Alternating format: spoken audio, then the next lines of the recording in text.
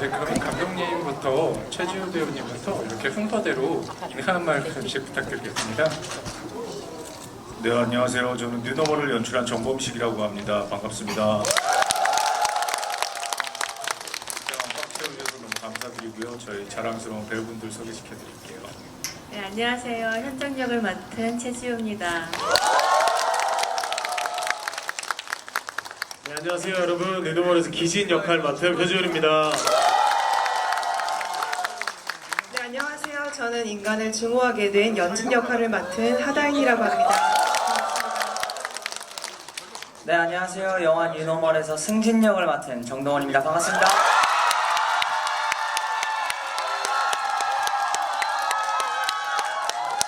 자리에 앉아주시고 GV 진행하도록 하겠습니다. 오늘 열기가 굉장한데요. 사실 잠실에 걸리고 있는 한국 시리즈보다 여기가 훨씬 더 대단할 것 같다는 생각이 듭니다. 일단 이 영화를 다들 어떻게 보셨나요? 네네. 다들 이 영화를 어떻게 보셨을까 굉장히 궁금한데요. 일단은 뉴노멀이라는 제목 자체만으로도 많은 분들이 지난 몇 년간의 어떤 경험들을 떠올리지 않았을까라는 생각이 듭니다. 저희가 뭐 사회적 거리두기라던가 뉴노멀 같은 단어가 사실 굉장히 익숙하지 않았는데 지난 몇 년 사이에 굉장히 이런 단어들이 우리 생활 안으로 들어왔죠. 그래서 이런 생활 자체가 어떤 영화적인 장르에 영향을 주지 않을까라는 생각을 했습니다만 어쩌면 이 영화가 그런 어떤 실태를 반영한 첫 번째 영화처럼 보인다라는 생각도 듭니다. 그런 측면에서 감독님과 배우분들에게 이 영화에 관련된 어떤 질문들을 많이 드릴 수 있을 것 같다는 생각이 드는데요.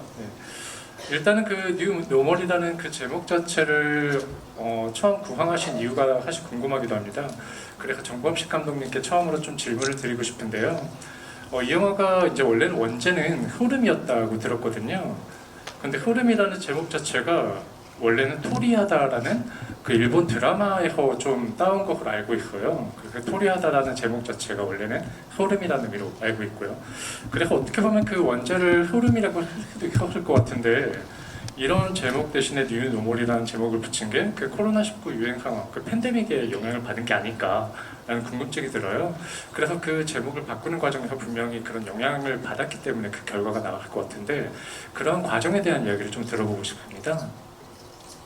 일단은 저희가 이제 팬데믹 이전에 저희가 이제 회사를 차려가지고 저희가 어쨌든 호러 영화를 이전에 만들던 사람이니까 서스펜스 영화나 호러 영화를 주로 만드는 영화사를 한번 만들어 보자 하고서 저희가 이제 기획을 하기 시작했어요. 그런데 아시는지 모르겠지만 동서 출입문고 뭐 이런 거 있잖아요. 그러니까 회사의 이름과 어떤 장르가 결부되어 있는. 그래서 저희 회사는 엄파 스튜디오니까 엄파 서스펜스 컬렉션이나 엄파 호러 컬렉션을 한번 만들어 보자 해서 이야기의 소재가 될 것들을 많이 모았어요. 실제 뉴스를 스크랩하기도 하고 말씀하신 것처럼 뭐 일본 TV의 원작을 사기도 하고 웹툰 단편 소설 총망라해서 서스펜스 이야기가 될 것들 그리고 호러의 이야기가 될 것들을 해서 저희가 사실은 호러 컬렉션, 서스펜스 컬렉션도 지금 뉴노멀 말고도 만들어 놓은 것들이 여러 가지가 있어요.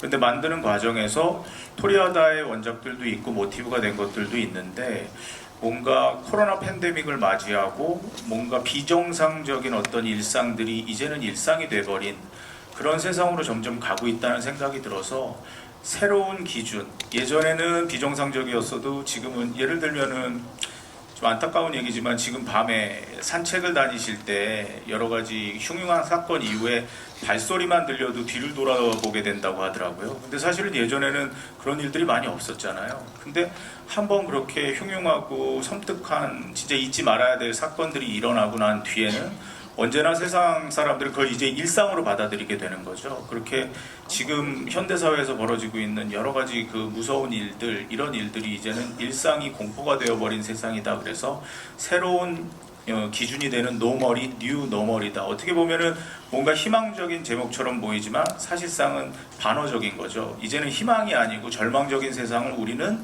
너무나도 당연하게 받아들일 수밖에 없는.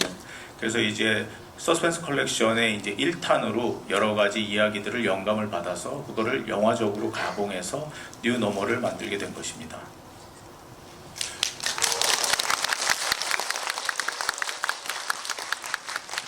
네, 좋은 답변 감사합니다. 말씀하신 대로 뉴노멀은 지금 흘러온 어떤 일상을 반영한 듯한 작품인데요. 그래서 그런지 몰라도 영화를 끝난 다음에 보면은 현실을 바탕으로 구하나이라는 그 자막이 뜨죠. 그래서 결국에는 이런 현실을 반영한 결과라는 걸 알게 될 수 있는데 흥미로운 건 이 뉴노멀이 6가지 챕터로 구성되어 있지만 결국 하나의 세계 속에서 일어나는 어떤 공통의 이야기라는 사실을 좀 인지하게 된다는 겁니다. 그 6명의 인물이 각각의 어떤 이야기로 갈라져 있는 것 같지만 그 안에는 느슨하게 뭔가 중첩되어 있는 인물이 있고 그러므로 우리가 각자 분열되어 있는 세계를 살고 있는 것 같지만 결국은 한 세계 안에서 뭔가 많은 어떤 정서를 공유하고 있다라는 걸 이 영화가 좀 보여주고 있는 것 같아요. 그런데 흥미로운 게 감독님께 하나만 더 질문을 드리자면 이 영화가 그런 6가지 어떤 현실을 모티브로 구성됐다라는 걸 마지막에 말씀해 주시는데 그렇다면 영화에 반영된 구체적인 실제 사건이 있었을지 그것도 좀 궁금합니다. 그러니까 사실 우리가 영화를 만들어 놓고 놀랐던 게 저희 신림동 사건이라든가 서현역 사건 이전에 저희는 영화를 만들어 놓은 상태였거든요. 근데 여기서 이제 서스펜스라는 저희 영화가 서스펜스 영화를 표방하고 있잖아요. 정통 호러라기보다 그 귀신이 나오거나 뭐 초자연 현상이 나와야 되니까. 근데 이 서스펜스에 대한 정의를 찾아봤더니 죽음의 가능성이 가까이 있는 것을 장르적으로 서스펜스라고 하더라고요. 백주다행하제 길을 가는데 나를 모르는 사람이 나에게 흉기를 휘두르고 내가 인도로 걸어가고 있는데 차가 나를 덮치고 그리고 백화점에 쇼핑을 하러 갔는데 어떤 사람이 막 칼을 휘두르는 세상이라는 거는 죽음의 가능성이 너무나도 가까이 있다라는 생각이 들었고 그렇다면은 우리가 살고 있는 세상이 어떻게 보면 평화로워 보이지만 언제 어떤 사건이 일어날지 모르는 서스펜스적인 세상이 아닌가라는 생각을 했어요. 그러다 보니까 이런 사건들이나 이런 것들을 뉴스릴에 배치를 하고 그리고 있었던 이야기들 중에 뭐 원작이 있건 저희가 개발했건 그것들이 지금 일어나고 있는 사건들과 비슷하게 근데 사실은 저희가 그 일이 일어났는지는 정확히 이유를 모르잖아요. 그래서 이번 영화 같은 경우에도 딱 여러분들이 길 가다가 마주칠 수 있는 사람들을 그냥 쳐다보듯이 주인공에 대해서 너무 자세히 알지 않고 사실 배우분들도 연기할 때 제가 자세한 정보를 잘 안 드렸어요. 그냥 본인의 삶만 살 수 있도록 했고 그리고 이제 기자님 말씀하신 것처럼 이 연결에 대한 건 어떻게 생각하냐면 다들 핸드폰 이제 여시면 SNS에 친구분들이 엄청나게 많으시잖아요. 저만 해도 윗집 아랫집에 누가 사는지 모르거든요. 그리고 이웃이 누군지도 몰라요. 근데 이게 되게 어떻게 보면 말이 안 되잖아요. SNS상에서는 친구들이 정말 많은데 나는 진짜 실제 삶 속에선 내 근처에 누가 사는지도 모르고 근데 사실 이게 하나하나 다 연결되어 있다라는 이론이 있어요. 케빈 베이컨의 6단계 법칙이라는 건데 이게 뭐냐면 지구상에 있는 모든 사람들이 6단계만 거치면 서로 다 연결되어 있는 사람이라는 법칙이 있거든요. 그러니까 아까 서스펜스라는 그 키워드죠. 죽음의 가능성이 가까워진 지금의 이 세상 그리고 방금 얘기한 그 6단계 법칙처럼 우리는 어쩌면 다 한 단계 한 단계 건너면 연결되어 있는 사람일 수도 있다. 그러니까는 사실 세상에서 벌어지고 있는 이런 끔찍한 일들이 남의 일이 아니라 어쩌면 나 또는 나와 관계된 사람들일 수도 있다라는 식의 영화를 여러분들과 한번 장르적으로 나누고 싶어서 이 영화를 이렇게 만들게 됐습니다.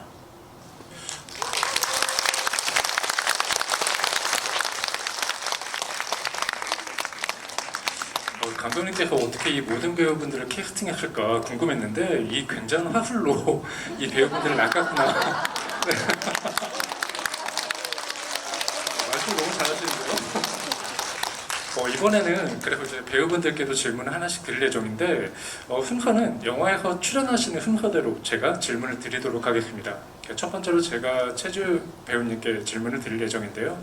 이 영화의 챕터는 다 어떤 굉장히 흥미로운 부분들이 있죠. 뭐냐면 굉장히 오래된 영화에서 빌려온 제목들입니다. 예를 들어서 최지우 배우님께서 이제 처음 등장하시는 그 M이라는 챕터 있잖아요. 그건 31년도에 이제 나왔던 프리츠랑이라는 굉장히 거장 감독이 만든 작품이에요. 그래서 실제로 영화사에서 사이코패스 캐릭터가 거의 처음으로 나온 영화다. 이런 얘기가 나오는 거의 유흥 영화로서는 거의 최초의 영화입니다. 그래서 이런 영화에서 이제 최주 씨가 평소에 보여주지 않았던, 저도 사실은 10대 시절부터 보고 이제 자랐던 그 배우기 때문에 사실 제 옆에 있는 것도 사실 굉장히 좀 신기하거든요. 그래서 이렇게 실물을 또 뵙는 것도 굉장히 신기한데 사실 그동안에 전혀 보여주지 않았던 캐릭터라서 그냥 배우의 존재 자체가 굉장한 반전이다 이런 생각이 들었어요. 그런데 한편으로는 이런 사이코패스 캐릭터를 나한테 제안할 일이 있을까? 라는 생각을 배우분께서도 해보지 않았을까라는 생각이 들어요. 이 역할이 처음 들어왔을 때 어떤 생각이 드셨는지, 그 감독님과 어떤 이야기를 나눴는지 궁금합니다. 네, 저는 처음에 사실은 이제 육아를 하다가 제가 복귀작이 이렇게 서스펜스 이런 물인 줄을 저도 생각을 못했는데 감독님이 제안하셨을 때 저 좀 놀랐어요. 감독님이 왜 저에게 제가 뭔가 어울리는 게 뭐가 있을까라는 제가 되게 궁금했었어요. 근데 이제 감독님이 그때 아까 말씀해 주셨던 그 고전 영화 M이라는 영화를 저한테 먼저 추천을 해주셨어요. 그 영화를 한번 봐달라. 그러면 이제 어떤 현정이 역할이 어떤 건지 어느 정도는 알게 될 것 같아서 그 영화를 유심히 봤어요. 근데 이제 그 영화에서도 그 사이코패스여가지고 모든 게 되게 힘들게 막 이렇게 뭐 살인을 저지르고 그런 게 아니잖아요. 실생활은 굉장히 소심해요. 근데 현정도 사실 실생활은 굉장히 뭔가가 좀 겁이 많고 좀 약간 소심한 듯한 그런 느낌인데 다시 이제 서서히 그런 다른 자아가 나오는 모습이 나오잖아요. 근데 그런 부분이 저도 저의 어떤 모습이 나올까 사실 너무 궁금함이 컸고요. 그리고 무엇보다 감독님의 전작이 워낙 너무 좋았기 때문에 사실 감독님에 대한 신뢰가 굉장히 컸어요. 감독님이 저의 그런 새로운 모습을 잘 끌어주시지 않을까 네, 믿고 의지한 편이 가장 컸습니다.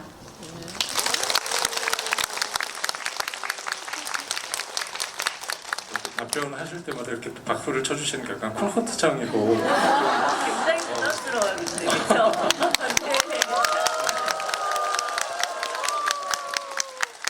내년 초에 받아야 될 기운을 지금 올해 지금 빨리 다 이어서 받고 있는 기분인 것 같아요. 그럼 이번에는 그 아까 제가 차례대로 말씀드렸는데 이제는 그 스파이크리의 Do the Right Thing이라는 원래 영화에서는 옳은 일을 하라라고 이제 그게 번역됐는데 실제로 국내에서는 이제 똑바로 하라라는 제목의 영화로 사실은 잘 알고 알려진 작품이거든요. 이 작품을 이제 뭔가 빌린 두 번째 챕터에 출연하시는 바로 정동원 배우님께 질문드립니다.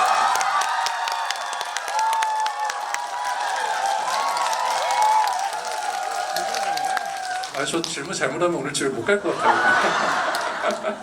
네, 다름이 아니라 사실은 굉장히 좀 흥미롭다는 생각을 했습니다. 요즘에 뭐 가수분들이 배우를 하는 게 그렇게 이상한 일도 아니고 오히려 또 배우분들이 요즘에는 그렇게 또 가수로 전업을 하시는 분들도 굉장히 많은 시대잖아요. 그런데 이제 흥미로운 건 어떻게 보면 이 영화에서는 또 실제 본인의 나이와 비슷한 10대 캐릭터를 연기하기도 했고 그런 측면에서 굉장히 또 그 캐릭터에 대한 이해도가 높지 않았을까라는 생각도 듭니다만 궁금한 게 있어요. 왜냐면 이 캐릭터가 사실은 굉장히 좀 곤경에 빠진 노인을 구해준 역할이잖아요. 그렇기 때문에 보통 이런 경우면 이 캐릭터가 좀 복을 받아야 되고 좀 이 상황에서 좀 잘 돼야 될 텐데 아니 이럴 수가 있나. 이런 인류애가 떨어지는 결말을 이제 본인이 연기를 해야 되거든요. 어떠셨던 것 같아요? 이 캐릭터가 이런 상황에 빠지는 것에 대해서 내가 좀 어떻게 또 받아들이면서 연기를 해야 되나 그게 좀 궁금했습니다.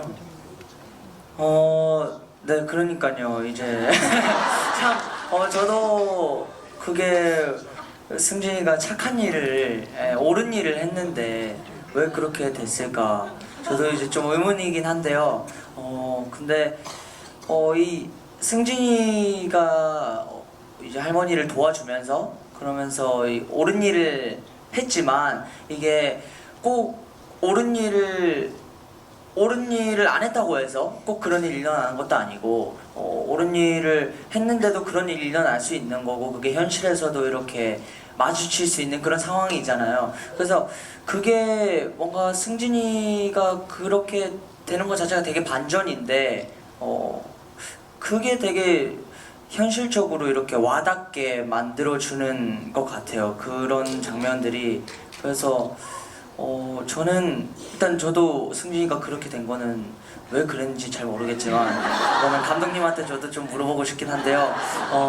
일단 되게 저는 그런 쪽으로 현실적으로 이렇게 더 와닿지 않았나라고 생각을 하고 있어요. 네.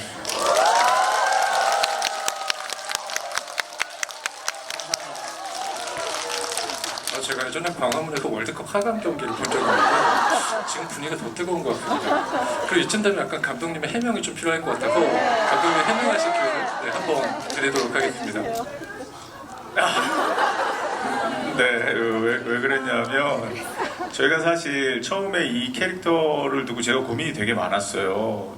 부천 때도 한번 말씀드렸는데 이제 처음에 이제 영화 들어가게 되면 이제 배우 명단들을 이제 연출부들이 만들거든요. 그런데 이제 거기에는 이제 저희가 얼굴만 봐도 알만한 아역 배우들이 이렇게 있는데 다 뭐라 그럴까 TV에서 많이 봤던 다듬어진 연기를 하는 그런 친구들이었는데 저는 진짜 중학생 같은 눈빛을 가진 배우가 필요했거든요.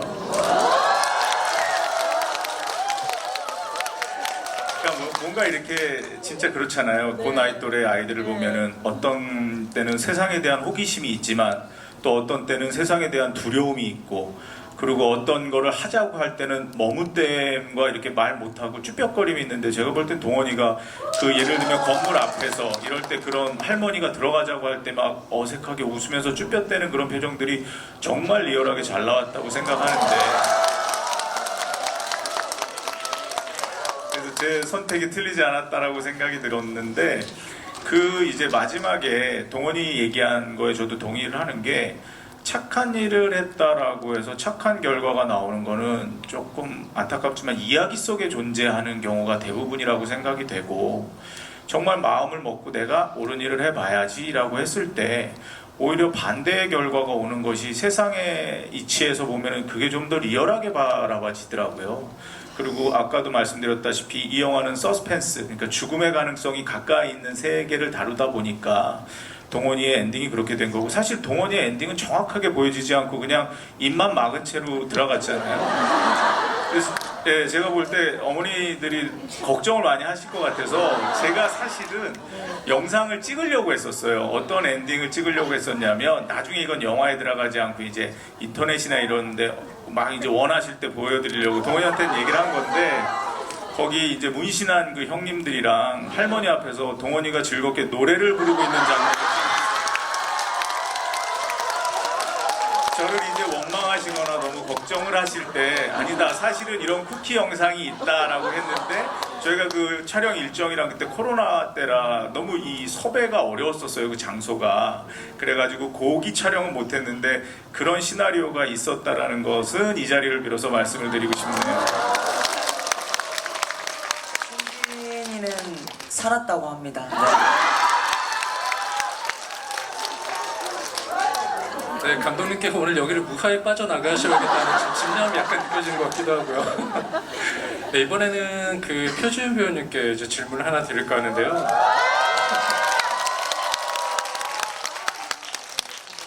표지은 배우님께서 또 출연하신 그 5번째 챕터 피핑톰이죠. 피핑톰에 대한 설명을 좀 드리자면 이 작품은 1960년대에 개봉한 작품이고요. 국내에 흔히 저주받은 카메라라는 제목으로 사실은 나왔습니다. 근데 이 피핑톰에 어떤 기원이 있는데요. 그 고디바 우리가 잘 아는 어떤 그 초콜릿 브랜드죠. 그 고디바의 전설과 좀 유래가 있는데 이 부분은 지금 시간이 없기 때문에 한번 그 포털에서 찾아보셔도 좋을 것 같아요. 그래서 뭔가 원래 훔쳐본 어떤 대상에 관한 이야기가 바로 피핑톰입니다. 이 영화에서 보시는 그 피핑톰의 역할은 결국 표준 씨가 이제 역할한 기진이라는 인물이 그 역할을 맡은 건데요. 사실 표준 씨가 그 기존에 출연했던 그 호텔 델루나를 보면서 그런 생각을 한 적이 있어요. 아니 이렇게 또 가수가 연기를 잘하면 되나? 너무 반칙 아닌가? 이런 생각이 들었는데 감사합니다. 근데 알고 봤더니 직접 극단을 창립해서 실제로 무대에 오를 기회도 직접 만들어내는 배우이기도 하고요. 그리고 감사합니다.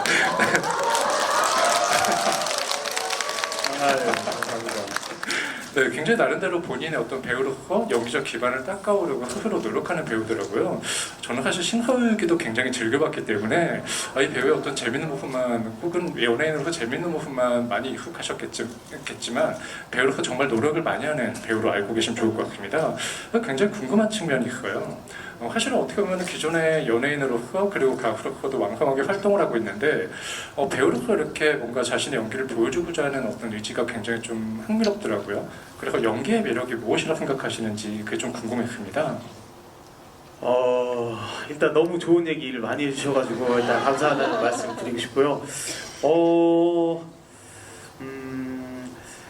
뭔가 제가 이제 이번에는 또 영화로는 처음 여러분들이랑 이제 가까이서 이렇게 마주할 수 있는 기회가 여러 번 접하게 되는 것 같은데, 제가 일단 공연에 매료되고 이제 좀 그 극단을 만들고 싶다고 생각을 하게 된 계기가, 처음 이제 제가 관객으로 옛날에 이제 관객모독이라는 연극을 처음 봤었었는데, 그때 이제 그 배우들한테 얻은 에너지가 저한테 엄청나게 세게 기억이 됐던 것 같아요. 그래서 나도 나중에 저렇게 관객 여러분들한테 내가 주는 에너지, 내가 연기함으로써 그 에너지로서 저분들한테 어떤 좋은 에너지를 전달해 드리고 싶다, 이런 생각이 되게 깊게 박혀 있었어서 제가 이제 중학교 때 막 연기학원 가고 고등학교 때도 이제 영영학과로 가려고 지원을 했었던 것 같습니다. 아마도. 그래서 이제 좋은 저라는 사람으로 제가 전달해 드릴 수 있는 저의 표현법으로 여러분들에게 좋은 에너지를 드릴 수 있다는 게, 그게 좀 제가 가장 연기할 때 어떤 그런 좋은 기운을 느끼는 것 같습니다. 네, 네.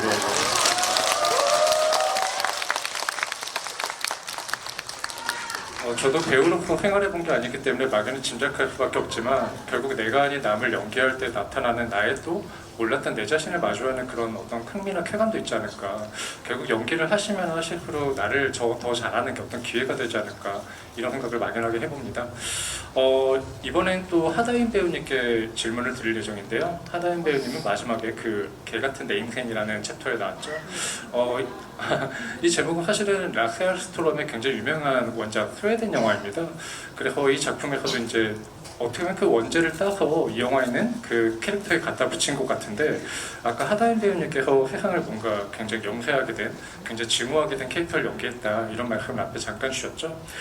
그런데 사실 어떻게 보면 지금 제 옆에, 감독님 옆에 앉아 계신 네 배우 중에서 뭐 최지우 배우님이나 표지훈 배우님이나 정동원 배우님은 어떻게 보면은 재발견 같은 느낌이라면, 하다인 배우님은 이 영화 안에서 뉴노멀의 어떤 발견이 아닐까라는 생각이 드는 배우입니다. 그래서 굉장히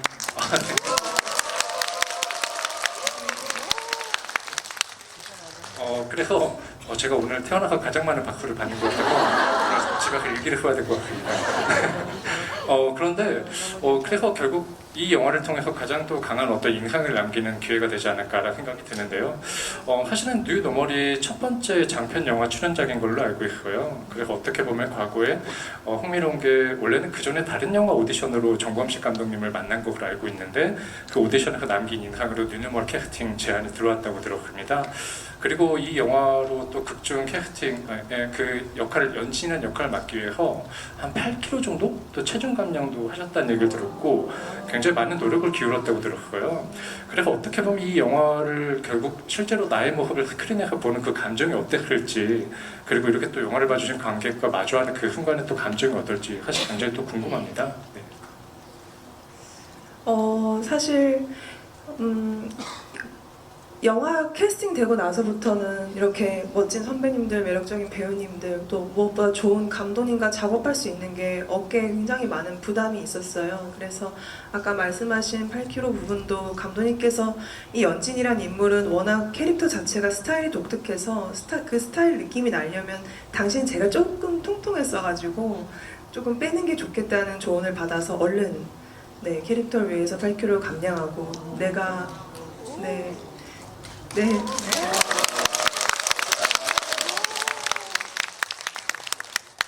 제가 할 수 있는 일은 오로지 준비, 그냥 내외적으로 준비할 것밖에 없다라고 생각을 했었고요. 그래서 연진 캐릭터 위해서 그 편의점 가서 한번 포스기도 좀 익숙해지려고 노력도 해보고, 이렇게 이 좋은 배우님들 사이에서 누가 되지 않기를 기도하면서 그렇게 연기를 했어요.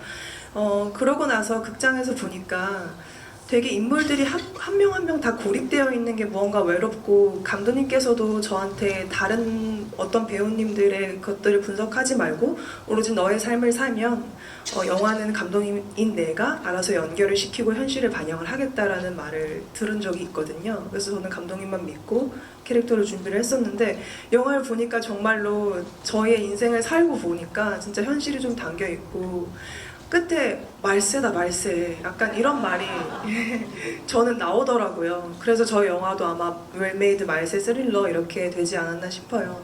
그래서 소감 같은 경우에는 무엇보다 영광이었고 이렇게 제가 첫 장편 스크린 데뷔작으로 이렇게 어떻게 보면 좀 깊기도 하고 독특하기도 하고 한국에서 많이 본 적 없는 캐릭터를 할 수 있어서 너무 감사하고 또 제 인생에서 제가 연기했지 뭐 할 수 없을지 모르겠지만 기억에 많이 남을 캐릭터인 것 같습니다. 네.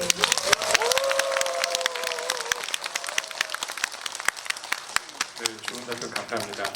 앞에서도 이미 이야기했지만 감독님께서 이 많은 배우들을 어떻게 모아갈까 생각했는데 결국에는 아까 우리가 이 자리에서 증명했죠. 언변이 정말 탁월하시구나. 네, 화풀이 정말 대단하시다 생각을 했는데 그럼에도 불구하고 한번 여쭤보고 싶습니다. 이렇게 또 굉장히 많은 배우가 필요한 영화이기도 하거든요. 어떻게 보면 그 6명의 시선으로 빌려서 하나의 세계를 뭔가 순환하는 듯한 이야기이기 때문에 그 어떻게 보면 하나의 챕터마다 그 많은 배우들이 등장하고 그리고 중첩되고 그 라인을 연결하는 것도 굉장히 중요할 것 같아요. 예를 들면 최지우 씨가 이제 처음에 그 M이라는 챕터에 등장하지만 그 디렉트 투 킬에서도 굉장히 마지막에 또 강렬한 그 모습으로 등장하거든요. 그러니까 어떤 배우들은 어떤 두 개의 챕터에 등장해서 그 세계관을 공유해준 역할까지 이제 도맡아야 됩니다. 그렇기 때문에 그 이 자리에 안 계시지만 또 이문식 씨나 이주실 씨 그리고 이유미 씨, 황승원 씨 그리고 최민호 씨 그리고 정예린 씨 같은 배우들도 있고 그 외에도 제가 언급하지 못한 많은 배우들이 나옵니다. 그래서 이 많은 배우들을 사실은 이 언변만으로도 또 캐스팅하기가 쉽지는 않았을 것 같거든요. 그래서 이 많은 배우들을 모으는 과정이 사실 굉장히 궁금했습니다. 그 과정에 대해서 한번 말씀 부탁드립니다. 사실 한국에는 연기 잘하는 배우분들이 많기는 한데 한국 영화계가 조금 어떤 느낌이냐면 어떤 한 배우분이 그 연기를 되게 잘하고 나면 계속 비슷한 역할만 그분한테 많이 들어가더라고요. 근데 관객분들도 배우분들의 여러 가지 새로운 면들을 보고 싶지 계속 똑같은 배역을 아무리 잘하더라도 그런 모습들은 별로 그렇게 많이 보고 싶어 하시지 않는 것 같은데 이상하게도 영화계가 이제 그게 안전한 선택이다라는 것 때문인지 그런 선택들을 많이 하시더라고요. 그런데 뉴노멀에 있어서 배우분들은 어떤 느낌이었냐면 일단 연기를 당연히 잘 하셔야 되지만 누가 봐도 이 역할을 이 배우가 한다고? 이 배우분이 한다고? 도대체 그럼 어떤 느낌이 날까에 대해서 우선 궁금증이 불러일으키켜질 만한 배우분들을 생각을 했고요. 그리고 또 그분들 중에서 이 조합을 봤을 때 지금 저희 배우분들 조합이 너무 좋잖아요. 이런 것처럼 이거는 어디서도 한 번도 못 본 조합인데? 라는 이런 느낌이 날 수 있는 배우분들을 그러니까 호감도도 있어야 되고 뻔하지 않아야 되고 배역을 맡았을 때 약간 놀라움을 줄 수 있는 또 그런 반전이 있어야 돼서 그런 배우들만 이제 제가 이제 선별해서 말씀하신 것처럼 이제 말로 설득을 하고 이걸 같이 해보자 정말 훌륭한 작품이 나올 수 있다 배우분들한테 그렇게 제가 말씀을 드렸는데 너무나도 흔쾌히 뭔가 시나리오 자체가 새롭고 도전해 볼 만한 가치가 있다라고 생각을 해주셔서 다 같이 정말 너무 하고 싶은 배우들이 다 같이 참여해 주셔서 저는 이제 감독으로서 너무 기쁜 마음으로 이 작품을 만들게 됐습니다.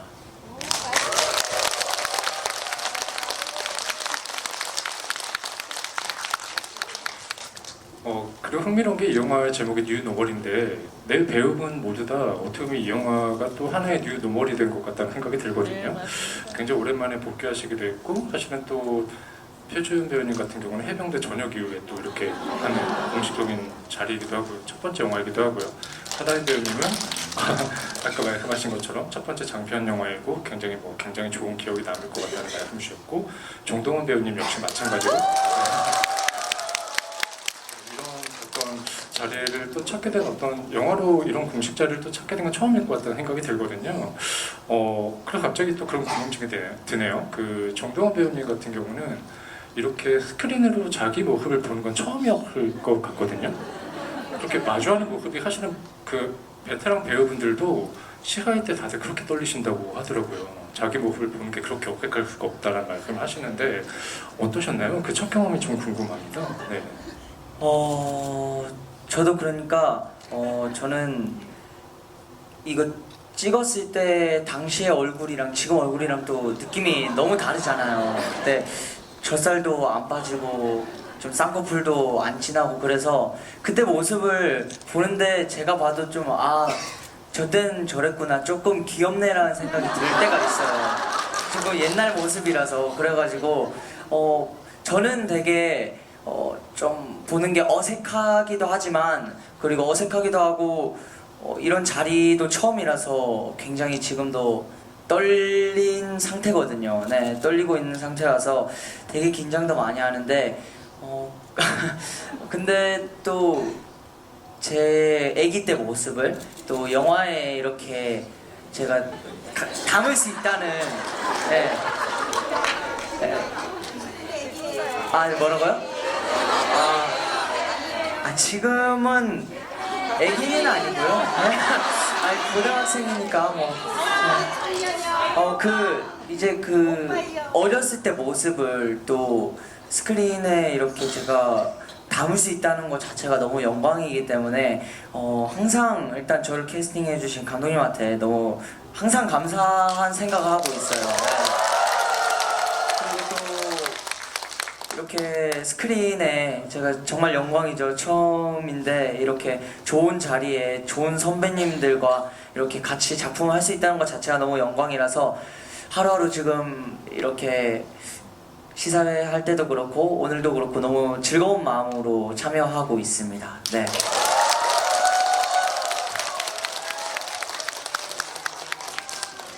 저희가 이제 나이가 제일 적은 배우분에게 질문을 드려보니까 상대적으로 가장 이제 경력이 많은 배우분께도 질문을 드리도록 하겠습니다. 이제 여기서 가장 베테랑 배우라고 하는 최주호 배우님께 이제 질문을 드릴 예정인데요. 여기서 아마도 연기를 하실 때 가장 적은 배우를 만난 배우일 거예요 아마. 왜냐면 처음에 그 챕터 1에서는 딱 이문식 배우님과만 마주쳤고 그 세 번째 챕터에서도 이유미 씨를 만났고 그리고 한 가지 또 특이점이 있는 거는 이 네 분의 배우 중에 유일한 가해자입니다. 나머지 분들은 다 피해자인데 유일한 가해자예요. 그래서 그동안에 맡아보지 못했던 굉장히 저만 안 죽네요. 그렇죠. 네네. 그리고 요리를 할 때 흔한 도구인 줄 알았지 이거 남을 찔러본 적이 없잖아요. 어느 그런 역할을 해보신 적이 없는데 이번에 처음으로 그런 역할을 하신 거거든요.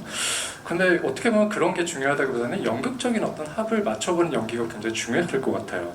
어느 한정된 공간에서 1대1로 합을 맞추기 때문에 상대 배우와 굉장히 많은 논의를 했을 것 같거든요.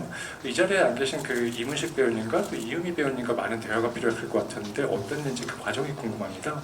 네, 저 같은 경우는 이제 한정적인 공간에서 이문식 배우님하고만 만났고 그것도 엘리베이터에서도 이유미 씨하고만 만났는데 그러니까 동작 합이 좀 저는 좀 약간 걱정이 됐었고 그런 부분이 저에게는 그나마 좀 힘든 부분이었어요. 그런 게 막 이렇게 몸싸움 하는 것도 사실 뭐 차라리 잘 맞았으면 맞았지 안 해봤고 더군다나 진짜 그런 칼을 진짜 처음 들어봤어요. 그러니까 칼을 정말 찌르는 방법도 너무 많은 거예요. 그래서 엄마가 좀 동작이 이상하긴 한데 그래서 그런 부분들 감독님한테 많이 도움을 받았고 그리고 또 이제 이문식 여기 계시지 않지만 이문식 선배님한테도 굉장히 좀 도움을 많이 받았던 것 같아요.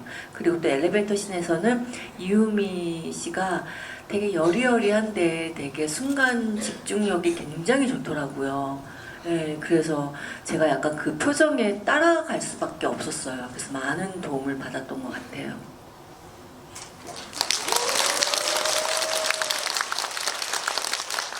네, 좋은 답변 감사합니다. 이번에 표준희 배우님께 한번 질문을 드려볼까 하는데요. 사실 그 기진이란 역할이 어떻게 보면 굉장히 좀 어려운 역할인 것 같아요. 왜냐하면 정말로 자칫하면 정말 그 캐릭터가 혐오스럽게 보일 수밖에 없는 역할인데 그 챕터에서 배우의 연기가 많은 것들을 해결해줬다는 생각이 듭니다. 그래서 어떻게 보면은 그런 열연을 통해서 그 인물의 어떤 좀 떨어지는 판단력 같은 것들을 나름대로 좀 자연스럽게 뭔가 받아들일 수 있게 만들어준 역할을 했는데 어떻게 보면 그런 역할을 뭔가 마음을 담는다는 것 자체가 사실은 준비 과정이 굉장히 필요했을 것 같거든요. 이 인물에 대한 어떤 이해를 하는 과정이 굉장히 필요했을 것 같고 그 과정에서 감독님과도 많은 대화가 필요했을 것 같다는 생각이 들어요. 어떠셨는지 궁금합니다. 네. 일단은 그 처음 역할을 받았을 때는 제가 이 영화를 이제 끝내고 볼 때처럼 이렇게 좀 제 모습을 뭐라 하지? 순수하게 저런 행위를 좀 이렇게 순수하게 좀 귀엽게 담아주실 줄 몰랐고요. 저는 그냥 대본만 봤을 때는 이거 진짜 잘못 연기하면 진짜 이거 너무 나 너무 이상하게 나오겠는데 이제 너무 좀 걱정이 많이 되기도 했는데 그 지점이 좀 이제 배우로서 되게 도전 의식을 많이 불러 일으켰던 것 같고요. 제가 이걸 또 잘해내고 싶다는 생각을 했던 것 같고 이제 기진이를 이해하기 굉장히 어려웠지만 이제 감독님한테 좀 이제 많이 촬영장에서도 많이 여쭤보고 그 전에 이제 준비를 할 때도 많이 좀 전화를 드리고 여쭤봤던 것 같은데 뭐 이렇게 좀 어떻게 하면은 더 좀 이렇게 막 예를 들면 좀 변태처럼 보일 수 있을까 막 이렇게 그런 지점을 노력하진 않았고요. 그냥 기진이 얼마나 좋아하면은 저렇게 행동을 할까, 얼마나 좋아하면은 저런 표정을 지을까 그렇게 좀 다가가려고 많이 노력을 했던 것 같습니다. 예.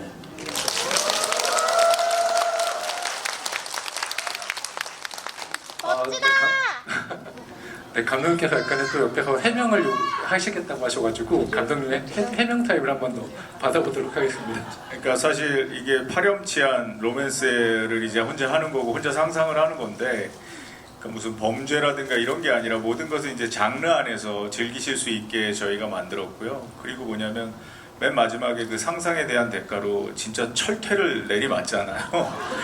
근데 이제 지훈이랑 얘기했던 여러 가지 연기도 너무 잘했는데 모르시는 분들이 있어서 말씀드리려면 저희가 이 손가락 연기를 하는 게 정말 중요했었어요. 아시겠지만 이 손가락 연기하는 게 정말 쉽지가 않거든요. 그래서 처음부터 어떻게 했냐면 저희가 하루에 100보씩 걷기로 그래서 지훈이가 매일 하루에 100보를 걷고 저한테 손을 이렇게 셀카로 이렇게 찍어서 이렇게 촬영하는 날까지 100보씩 계속 걸어서 나중에 진짜 사람처럼 걷더라고요. 그래서 그런 연습을 다 하고 나서 그 장면을 찍어서 진짜 클로즈업된 손가락이 사람처럼 보이잖아요. 그런 노력을 해줘서 그런 멋진 손가락 연기가 나온 거를 제가 말씀드리고 싶어서 잠시 말씀드렸습니다.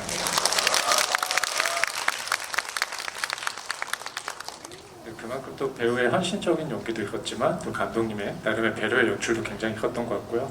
특히나 그 챕터에서는 음악의 역할이 굉장히 컸던 것 같습니다. 그래서 이 영화에서 이제 마지막 크레딧을 보셨으면 아시겠지만 그 윤상 씨가 음악 감독을 맡았거든요. 그래서 굉장히 또 음악적인 어떤 그런 사운드도 굉장히 중요한 역할을 한 영화다라는 말씀을 드리고 싶고요. 그래서 마지막으로 이제 하다인 배우님께 좀 질문을 드리고 싶은데요. 이 작품에서 연기하신 그 연진이라는 인물은 그 뮤지션의 삶을 꿈꾸지만 굉장히 녹록지 않은 현실을 감당해야 되는 캐릭터입니다. 그래서 매일 편의점으로 출근해서 아르바이트를 하는데 정말로 매일마다 그 진상들을 감당해야 되는 역할이죠. 그만큼 좀 스트레스가 관객 입장에서 많이 느껴졌을 텐데 인물의 어떤 처지를 뭔가 가혹하게 느낄 수밖에 없는 역할이지만 어떻게 보면은 아까 말씀하신 것처럼 제가 아까 들으면서도 약간 좀 마음이 좀 찡했던 부분이 있는데 앞으로 내가 배우 인생을 계속 걸어갈지 모르겠지만 이런 말씀을 해주셨어요. 그건 지금까지 걸어오신 길에서 뭔가 기대는 있었지만 그만큼의 갈망을 채울 수 있는 기회를 많이 못 만나봤기 때문이지 않을까라는 생각이 들어서 이 연진이라는 역할을 연기하면서 뭔가 자아가 많이 투영됐을 수밖에 없지 않았을까. 물론 세상에 대한 혐오를 의미하는 건 아닙니다. 그 기회를 바라는 갈망 같은 게 굉장히 컸을 것 같은데 그런 부분에서 좀 뭔가 나의 어떤 모습이 많이 반추가 되지 않았을까 궁금합니다. 어떠셨나요? 우선 이 질문에 생각 드는 거는 맞아요. 정확하게 봐주셨고요. 연진이랑 저랑 물론 성격적인 부분이나 결은 많이 다릅니다. 저는 연진이처럼 그렇게 막 fuck을 외치거나 막 그런 사람은 아니거든요. 근데 연진이도 뮤지션이 꿈인 친구고 그 꿈을 굉장히 많이 갈망하고 근데 방 안에 혹시 보셨는지 모르겠지만 옆에 이렇게 피아노를 다 치워놨어요. 그런데 그거를 이 친구가 좀 가난하기 때문에 돈을 맞아가면서도 꿋꿋이 어찌 됐건 계속 알바를 하잖아요. 근데 그 피아노 팔면 돈이 될 텐데 아직도 미련이 있는 제가 연진이 연기하면서 그 방안을 보고 이 친구 이 삶이 이렇겠구나. 어떤 마음일까? 나도 뮤지션은 아니지만 배우로서 아티스트를 꿈꾸는 사람인데 그 얼마나 막막하고 힘든지를 마음이 너무 이해가 되더라고요. 그래서 특히 킥보드 씬 같은 경우에 제가 제 연기 보고 울었다라고 말하기 조금 민망하긴 한데 킥보드 씬을 어느 순간 영화제 때 제가 보고 약간 운 적이 있었어요. 근데 그 이유가 저도 너무 막막할 때 제 자취방에서 그냥 찹찹한 새벽 공기 맞으면서 혼자서 2-3시간을 막 걸어 다닌 적이 있거든요. 그 찹찹한 공기가 연진이 킥보드 씬에서 똑같은 감정으로 촬영을 했었어요. 그러니까 어떻게 보면은 제 삶의 어떤 답답함이 그 연진이란 청년의 삶에 정확하게 조금 묻어있는 부분이 있고, 근데 이게 저의 삶만이라고 생각하진 않고 많은 젊은 청년분들, 좀 힘들게 좀 꿈을 꾸거나 또는 살아가는 사람들의 어떤 조그마한 대변이 되는 캐릭터라고 생각했었거든요. 그래서 감독님께서도 그 현실을 좀 많이 녹여주셨어요. 말씀하신 진상을 막 대하는 장면들도 시나리오상에서 다른 다큐멘터리나 일상의 편의점에서 일어날 법한 일들을 시나리오에 그대로 녹여주셨거든요. 그래서 그런 실화를 바탕으로 연진이를 연기를 저는 했다라고 생각합니다.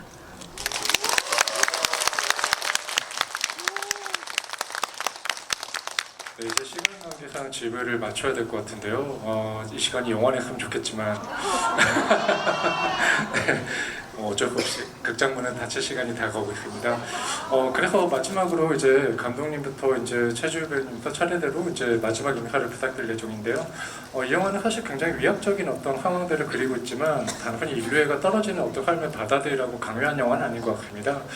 사실은 우리가 이런 악한 일이 일어나거나 굉장히 끔찍한 일의 어떤 뉴스를 자주 접하게 될 텐데 그런 뉴스를 접할 때마다 사실은 세상이 굉장히 붕괴이잖아요. 근데 그럼에도 불구하고 사실은 우리 주변에는 훨씬 더 선하고 착한 사람이 많다라는 걸 좀 인지할 필요가 있지 않을까 생각이 들어요. 다만 이런 영화들은 장르적이고 어떤 공포적인 엔터테인먼트 요소로서 우리 현실을 많이 반추시키는 어떤 역할을 하는 것 같습니다. 그런 측면에서 이제 감독님부터 이 영화를 보신 관객분들에게 이 영화를 보고 어떤 감상을 얻었으면 좋겠을지, 그리고 동시에 마지막으로 인사 한 말씀 추가로 부탁드리겠습니다. 네. 그러니까 요즘 뉴스를 보건 주변을 보면 정말로 분노가 많은 것 같다는 생각이 들거든요. 남 잘 되는 것도 싫고, 그리고 남이 조금만 이렇게 해도 그냥 분노가 나고 저 사람 믿고 막. 근데 결과적으로 그게 이제 서스펜스가 가득 찬 세상으로 가는 게 아닌가라는 생각을 했고, 결국 나 혼자가 아닌 나와 관계된 사람들과 건강한 관계를 맺는 것이 결국 죽음의 가능성이 가까이 있지 않은 예전처럼 조금 더 평화로운 세상을, 그리고 일상을 맞이하면서 살아갈 수 있는 것이 아닐까라는 것을 어떻게 보면 경각심 측면에서 장르적으로, 영화적으로 즐기실 수 있게 만든 영화니까 장르적인 것은 즐기시고 메시지가 느껴지셨다면 그 메시지대로 또 일상을 또 행복하게 사셨으면 하는 바람으로 여러분께 마지막으로 인사드립니다. 여러분들 감사합니다. 늦은 시간까지 이렇게 함께 해주셔서 너무 감사드리고요. 영화대로 또 재밌게 봐주셨으면 좋겠고, 그리고 또 항상 건강하시고 행복하세요. 네, 여러분 오늘 첫 시사회인데도 불구하고 너무 이렇게 많이 응원 와주셔서 너무 감사하다는 말씀 전해드리고 싶고요. 또 저희 영화 정말 열심히 준비했으니까 주변에 많이 홍보 같이 해주셔서 이번 주에 많이 봐주셔야지 우리 또 예쁜 15살 동원이가 담겨있는 동원이 다음 주 계속 극장에서 만나볼 수 있으니까요. 많이 같이 홍보해 주시길 바라면서, 또 홍보해 주실 때 또 이 손가락 연기 제가 했다고 좀 같이 홍보해 주시면 감사하겠습니다. 여러분 감사합니다. 네, 오늘 이렇게 첫 개봉 그리고 저희의 첫 뮤비 자리에 와주신 여러분들 너무 인연인 거라고 생각해요. 그래서 꼭 많이 응원해 주시고 11월 8일 또 저희 개봉일 이후에 계속 저희 영화가 좋은 입소문으로 힘을 낼 수 있도록 여기서 많이 응원해 주시면 너무 감사할 것 같고요. 제가 연진이 연기하면서 좀 생긴 습관이 있는데요. 항상 온라인상에서 좋아요 좀 누르고 악플 쓰지 않고 절대 좋은 말 쓰는 습관이 생겼거든요. 그래서 여러분들도 혹시 되신다면은 항상 좋은 글, 그리고 좋은 걸 보시고 쓰셨으면 좋겠어요. 근데 저희 좋은 글 가운데 영화 유노멀 리뷰와 후기가 있으면 더욱더 행복할 것 같습니다.